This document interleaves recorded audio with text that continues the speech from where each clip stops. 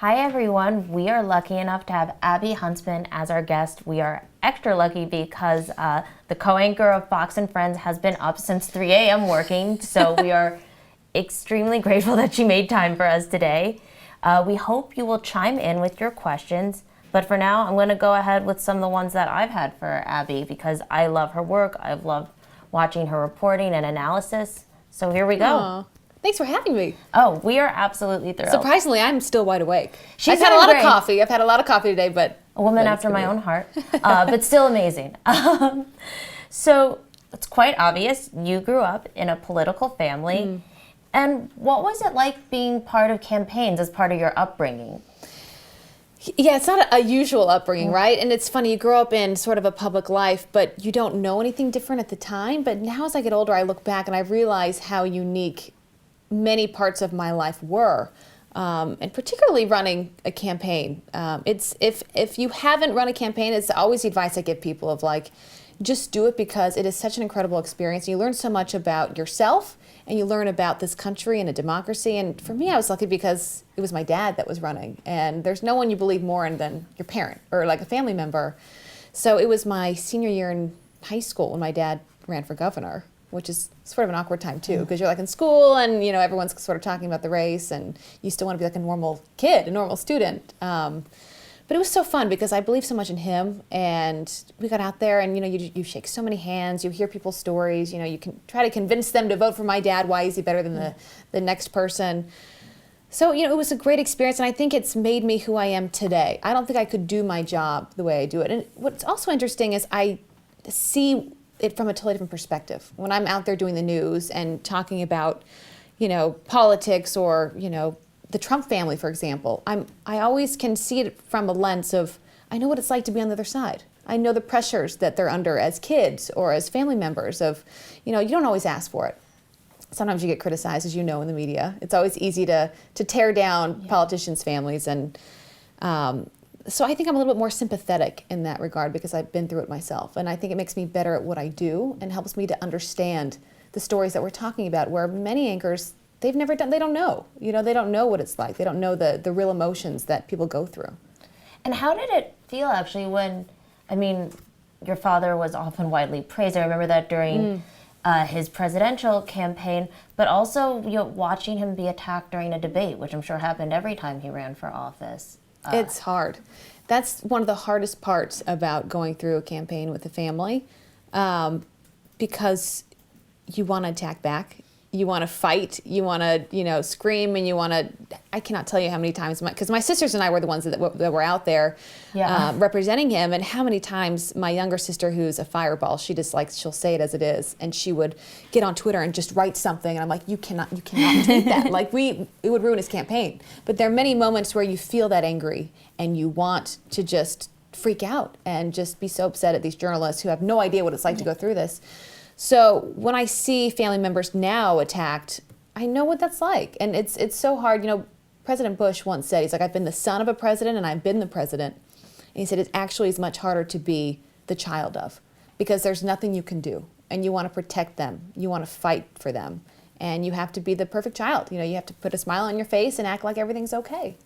You know, so it is tough. But at the end of the day, you have to know that you're doing it for a bigger cause. And you know, with that in mind, other than obviously your father's campaigns, what were the big political events or political figures that shaped your view and your approach to politics? I think it's a mix of things. Obviously, it's how you're raised. You know, it's sort of what your parents teach you as you're growing up at a really young age. For me, I mean, we were all around during 9/11. I don't think any of us will forget where we were or that day. That was a big one for me, just in terms of, wow, the issues that we face are real and they're scary. That was when I was, I think, a sophomore in high school when that happened. And then as you get to college, you start to figure things out on your own. And for me, it was, I think I've learned so much through friends and through just our own everyday experiences. You know, I've been someone that has been very open about gay marriage, for example. But that's because I have so many good friends that are gay. I have family members that are gay. And so when we talk about politics, I think it's so much based off of what we experience in our own lives, the people we associate ourselves with. It's an emotional experience. You know, when you go in the voting booth, I say this all the time, it really is, it's how a person makes you feel about yourself, about life, about the future. So often we talk about politics like they're just issues, but they're real. They impact us. And that's why with the Women's March, we were just talking about this before we started, you have people that are passionate, people that voted for President Trump, they're passionate about issues that he's talking about because it impacts them, it impacts their life. So I think, you know, things that have shaped me the most are just the people in my life, honestly. That's actually an excellent segue to what were your thoughts on the Women's March and the masses, you know, clearly going around in pretty much every major city around the country, a number of cities around the world. Yeah. What, you know, from a, you know, more of taking a step back, and you've been analyzing politics for years now, what were your thoughts on them, and what do you think will come out from them? First of all, I was blown away with the numbers. I mean, pretty incredible how many women came out, as you said, around the world. And many of them for just different causes that they were passionate about. You know, I always go back to, with protesting of any kind that are peaceful, because I think that because the day of the inauguration, things got violent, and that Yes, I have no and it was scary as patience someone for there. that. Yeah, You probably saw some of it, and it's, you know, I have no patience for any of that. But having spent time living in Beijing and in Asia growing up with my family, I've seen firsthand a protest with even 20 people get cracked down within 2 minutes, and people getting abused by police, because that's what happens in places like China. They're not allowed to speak out. They can't do that. So anytime this happens, I'm reminded what a great country we live in. And I'm also reminded that this is still the best place to be a woman, because we're allowed to go out there. We're allowed to go and fight for things that we believe in and that we're passionate about.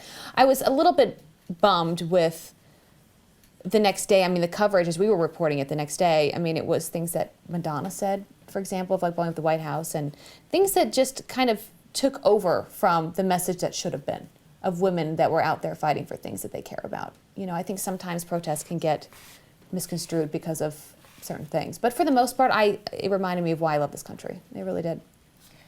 and we have a question from one of our viewers. Hi, Abby. So Elizabeth wants to know, you're a member of the media, and we want to know, Donald Trump's sweeping criticism of the media has obviously impacted everyone in interesting ways. So what are your thoughts about that? Yeah, he has. He has gone straight after the media. We report on this almost every day. And I think it's, someone said this to me recently. They said, with Trump, you have to know that it's a package deal. You know, you're going to get certain things that he says that you love, that you agree with, and that he's going to say certain things that rub you the wrong way or that you don't agree with. I think what he is saying about the media is something that a lot of Americans have been feeling for a long time, that they don't always get them, that they're not actually out there fighting for their causes. And you look at just how the election played out. I mean, how many got it wrong?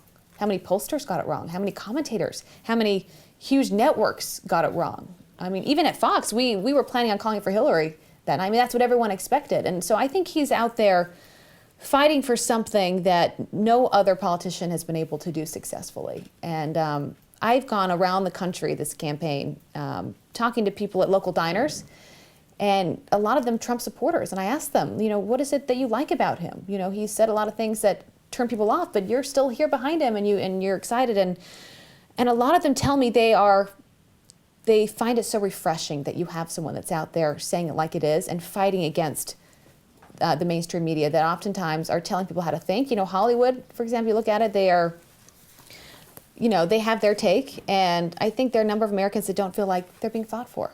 And so that's his MO. And I honestly don't, whether you agree with it or not, I don't think it's going to change. I don't. Well, so that connects to another question that I was curious about, because you are in a unique role. You are a member of the media now. If you come from a political family, there is clearly a lot of distrust and criticism of the media from both sides of the aisle. I guess, where do you think the root of that comes from, and how, if at all, can media figures regain trust? Because we're in a time where people don't necessarily trust even news anchors who used to be considered some of the most trustworthy people in America. And now we're dealing with fake news and all this other stuff. I think what people are wanting is to hear the facts. I think they want to hear the truth. coming from a political family, I think I realize how important it is for people to get a balanced view of what's going on. And what Fox has done, I think, very well, is provide a different perspective. You know, I think they bring a different debate to the table, where not everyone is able to do. And I think the reason why we've done so well with the ratings recently, for example, is because I think we are giving them a different outlet. We're giving them, you know, another way to think about things. But there is a real response. I mean, I think about that every morning when I wake up, because I do the morning news. And so often for many people, I'm the first thing that they see. I'm the first thing they hear when they are getting out of bed. And it's really important for me, as I think about it, to tell them the facts. And if I have an opinion, to make sure that, you know, you balance that you get the smartest people on there that are helping them better understand how to think about things. I think it's going to be a constant challenge because you've got more outlets. You know, look at Bustle. I mean, than ever before, people are from all over the place giving their perspective, and I think that's great, but it also makes it harder to figure out always what is true and what is opinion, right? And I think in time, it's going to be a constant challenge for all of us. Do you have rules for yourself? Because this is something that I think we discuss a lot at Bustle and a lot of fellow journalists consider. Do you share who you're voting for and how do you do the line between opinion and analysis? But really, because I know it's been interesting when people ask me on a radio show or a TV program, were you a Clinton supporter? Who did you vote for in the election? I prefer not to answer, but how do you approach it? You know, it's interesting. I get asked that question a lot too, like you. And as someone that does live a public life, there's so few things that you can keep just to yourself. And for me, that's my politics. And that's, I mean, obviously I have my opinions on the show, but who I vote for, the party I'm aligned with, I keep that private because I feel like that's the one thing I can hold for myself. I mean, I don't even talk to family members, to be honest, because like every family, I've got a huge family, but everyone's got strong opinions about things. And so I think it's the one thing that I'm going to hold for myself. And I think in my job, I'm better that way because it allows me to think a little bit more freely and for people not to look at me and be like, oh, you know what? She was a Hillary person or she's a Trump person. It's more, you know what? I'm Abby. I'm going to give you the news and I'm going to give you my thoughts on things, but I don't want you to think, you know, about me based on, you know, the party I align with or who I vote for because I think I'm like a lot of millennials and I think we're free thinkers and we can change our minds and we don't vote down party lines always. You know, it's based off of issues that we're passionate about. So I'm like you, I keep it to myself. And on that note, what are your big political predictions, though, more generally from your analysis perspective? You mean with the Trump administration? Trump administration or for America in 2017, what do you think are the big pieces of legislation, the policy issues that are going to come up a lot? I think if President Trump can get two things done and be talked about positively, infrastructure is something that people can agree with across the board. I mean, you think about living here in New York City and how high the taxes are. Yeah, look at our roads. I mean, it's a disaster, right? So I think if we can get some movement on infrastructure, that would be huge. I think we all could benefit from tax reform. I also think jobs. I mean, that's always going to be number one. But the thing that I'm most passionate about is getting it right with our national security. I think we're going to keep dealing with terrorism. I think it's going to be a constant challenge for us. I've got two brothers that are in the military, that are in the Navy. And so for me, I mean, I get emotional talking about it because they're my everything, but it's real for me now because they're going to be deployed. They're going to be out there. I mean, they're just starting this journey, and I want us to get this right. I want us to not put people in harm's way when they don't need to be there. But I want to make sure that, you know, they're protecting us and they're doing what they need to do for us to kill terrorism because we live in fear all the time. We shouldn't be.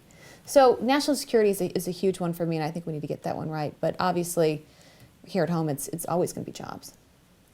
And my last question is, would you consider running for office yourself? I've learned to never say never on that because I've seen it firsthand. I've seen when it's done right, it's about the best job there is. I mean, when my dad was governor, I saw the people that he impacted, the lives that he was able to change, and that was really moving for me.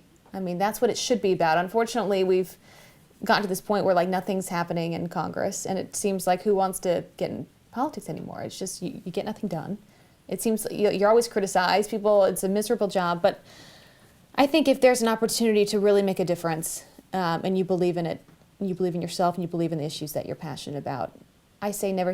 For now, I feel like I can have that impact on TV because you're reaching, we reach millions of people through Fox. So if I can be there talking about things that I feel are important, I feel like that's about the best impact you can have too. So who knows? That would be a big move if that were the case, because your life never changes. It's never the same again. But hey, never say never. Never say never. Abby Huntsman, thank you so much for joining us. We are so fortunate, and thank you guys for tuning in. We'll see you soon.